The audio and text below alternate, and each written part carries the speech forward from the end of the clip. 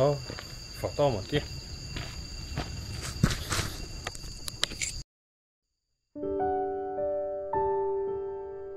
Bất thiên thui lâu ngay sáng Jeremiah bung thum chang thum miao la ka changang che thil ro pui le in thup i hriat ngai lo chu ka en ti rang che amen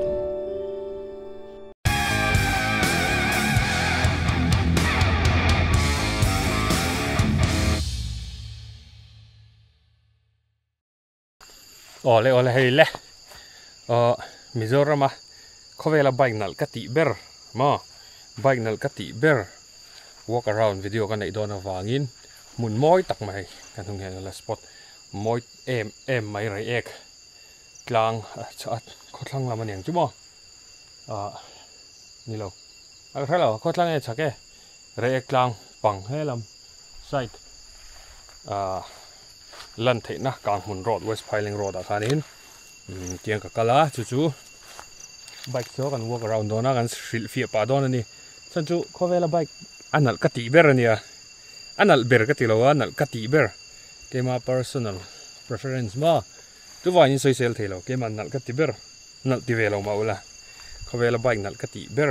hi Mizoram mun moi ber te jinga mi ngei mai hian kan walk around anga kan soi fia don ani oli tuna khovela bike nal kati ber kan en lai mek hi Expulse 204V ani ming chu chengkek te ani kan thriat thau angin mo ani hi thakhat polatling lo la no pang em maya mai ro chu no pang te si hianin athang chak em maya pian tirami thom no te pian tira kan hak tir te kha tu chuan kan lo thak ta eng moni thom na thara nei nual to ani kha kan soi masadwa ti chuanin amasabera chuan video point mo to thawa hei advisor kha mi sang deuh adventure bike visor sang deuh ong chi kha hi Expulse 200D visor ani ai mil ngala ta number plate ka vo don ani kena mo chuan hei ake hi hen ani lai phekok thar nei ngal to phekok bolchi tlang lon na phekok mo nobi full nobi tire sin siam le der to ani ein me khop mai full nobi hi ralko kan manga malamai mi hi Gary Stone ma Bridgestone ni len Gary Stone tire ni nobi tire ralko hi long run pui po angam em mai ni ti sorin hei hela hen kala exhaust ka BS6 exhaust to hela mai noi hen ma hen ket lai di convert lian de uma ten akala he belly pen hi ka cha me ka fiber mo BS4 mi ang chi ka cha me ka lo thleng wat turangai la hei ground clearance niam phal tu ka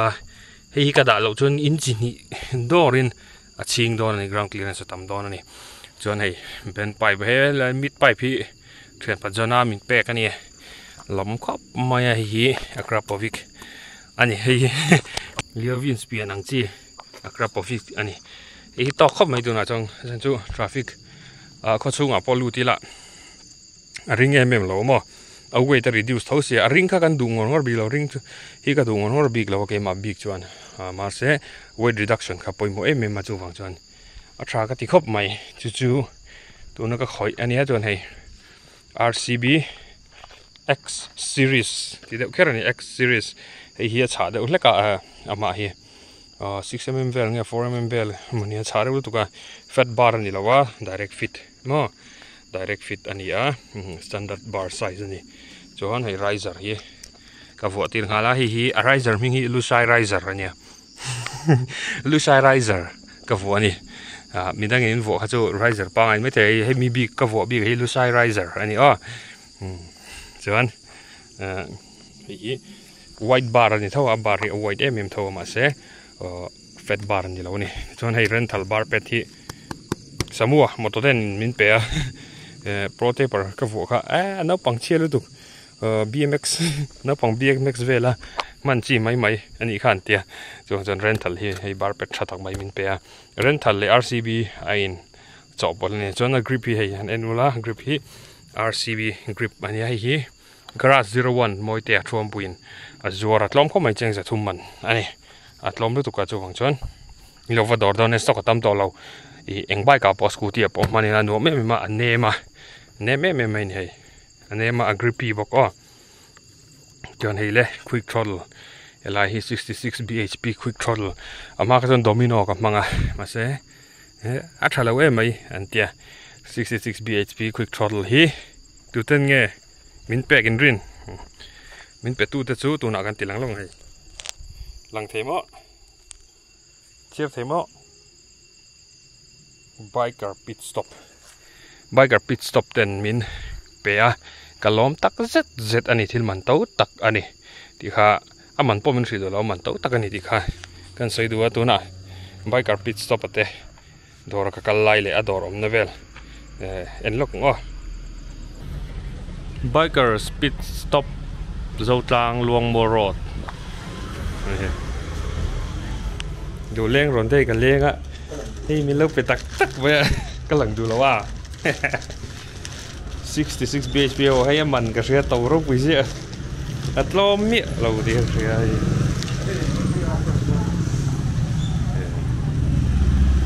hin petel don mo khai o moi ve biker speed stop ma nào đấy mày cái Excel mình làm hàng hà lắm tí sao thì lấy thấy mà tí sao thì lấy thấy cái này dáng ngâm mình thì sport bike hậu chạy nó từ tầm khóc mày RCB brake shoe đây RCB nè lìa tắm tới giờ là mình sẵn trả tiền ăn mà hay em make show hết làm gì 100% glove cầm hành lại anhครับบุญนวมแล้วตุกเตียงไ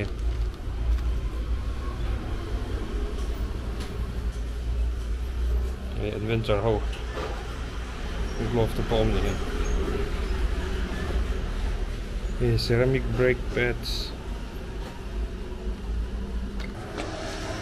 ไอ้ Expulse Rider ตา Expulse 1.4V roll on sprocket set om ni hei hoi chu supermoto ho polan du don chiang a chainal don tu gold tho khama chuan CBR 250 te Gixxer 250 SF low nice kan bike hen vu ve thi sin na khop ai hey pi hi motor sil na pon nei two wheeler sil na sil 5 hi bang mun ni rem khop mai parking pop boi thak lo ni rem lu tu normal wash 123 foam wash chain clean dam mun pon wa chang kang kha khania kulai inchim na mo inchim na pia luang mol lam chete kal phe khanin in hungal do ne kong chakla ma in ve lama mo luang mol lam pan in tlan chuan ve lama luang mol tru vai kon lam in tlan chuan in ding lama do ne kong chakla ma khano chuan hei t-shirt moi tak mai min pe kalom khop mai hi andora hana lei the o cheng sang man biker pit stop ti ni hi fel khop mai chu ni o biker pit stop te in lo zu kalanga bula khan kha motor sil ne te po ma video hain hu vek to thawa soi du to lawang ka kha ka khoi dan tlang pui chu ani abak chu a tel te boi ti hian ka da mai don ani ka ti dang lam le don ani chon thu ran ania ma se tu na tin muna chon ti hian ka du to view don ni ti hian overroad theya enduro theya a tour theya touring kha ka ngai to tel to wangin mo chu ani abak soi mai ka nei moi ten garage 01 an hey plug wire thalu tuk mai NMW plug wire min pe boga hi aspark akaren an nabi kamo aspark ana NMW tin ignition coil po carburetor tan aumani NMW ignition coil chung te po chu kan soi do ani hi chu kan thian pa ngoi anu naw pa nia kina ador te po kan tilang ve zelang akha anita aba ka chu enge ti dang lam kan ri lo tro helai amat gat plastic ka thlona hi a thir china hi ka vuai chu kan tluk chuan a tlut a koi to lawang hian a veng don ani mo e thir hian ber man deuh leka chung chu ani bike ka mod dan ti chuanin tumna hai exhaust sound ni ngai thla ila ka direct free flow pop lo helai hianin db killer chu hen ka vu ani free flow pop kha tool ka ti lo mo ngai thla china gear amani neutral joy ila chuan ngai thlang camera hi chon duangin audio pick up lo mai the ma ro chu ngai thla sim rim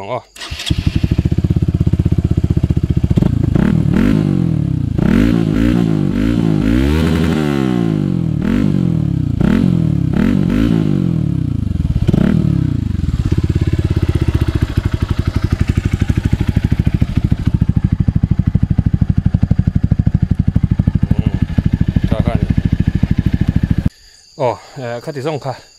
ami bike kamod dan le walk around chun ta mai sela video toite ti ang karon da zoi ni chuan champhai kan kalna video te kharon omzel lona i ain dot angin ka ti man lawa hei video man mo thlak te ma wangin ang karon ti ma support ani a chan chu an mu chak to sia e ka chei dan ver khan thadu siamo aggressive lu tuk lo tok chia practical si mo kho chung ver man in thla thun om si lo tok ver han ka chei ni rtmm on je che dan street legal thosi overroad thei si mo all round dar dik tak ani chu ke mang chia ke man chia tak tak na all round development ani hi ju all round development cheng kek te kha ha kan mod dan chu ne bak chu ko hoi bel vak tolong tel so ka ti dang lam mai theya abak chu chu bo chu chiang chuang lo ka ti dang lam kher lo mai theya ti han ka lu ngoi thau ni tu nai hen mo chu kan soi du ai mo kap mai kan hung lam hi no la ke ma chu min an lo la ke ma chu min an lo la kan hung lam hi no la mo em mai ni ma ro chu se la se nu he lai bol lo bo man ni lo wa ni mun lang pang mun moi lu tuk ania bol lo bo ma kan mang thina he lai bol lo bo ma he bol lo bo ma ku ruak reka he lai bol lo atama mun chu ka char don lo wa chan chu comment pakhata soi kha dikka tilu tuka ka longai to chiang wi lo wa glove ka keng si lo wa ti em ma bali ka ring lo wa chu wang chang glove keng lo wa polythene ti ve ka nei box si lo wa a hriat lo ni eng thil te nom lu tuk te ni ve a good long khoi ngot kha chi big lo ke ma ka hri sel la ka ngai pui mo ve ngai tho mo chu wan chon kan chari lo na kina kan chok le don nei chuan glove le garbage bag kan akel to chu ke ma ni chau ni lo mi tin hian at kan ti vek the ni glove le garbage bag in akanga iklan chin han 95 zel don ni anti bal le zel ang tin ni lo ti bal le zel ma kan ti fai ang ati fai tu ati bal tu ai ati fai tu kan tam na chuan kan ram chu fai mai don ni nang ma khan i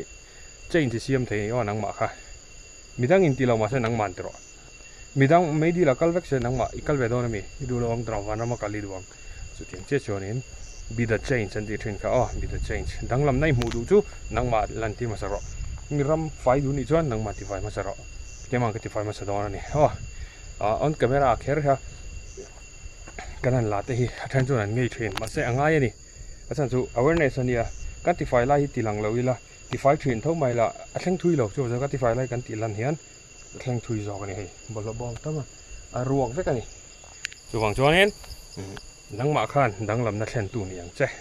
thang thara no pang te kha ka fui ve mol che woni ba le mai a moi si a mun hi moi si mo chu wang chuan hen a ui amani ti kha kan soi le du ani kan thi tu tu song song chunga lom tu soi tak me wa hai pathian thil siam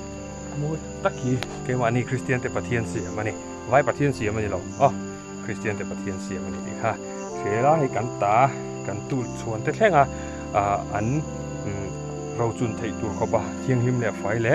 tha kan en ko he kan mo purna ani i mo purna ni kha sa kan che hi tu te song soi vai in hong tha bai vek ole bei dong ngai sum cheu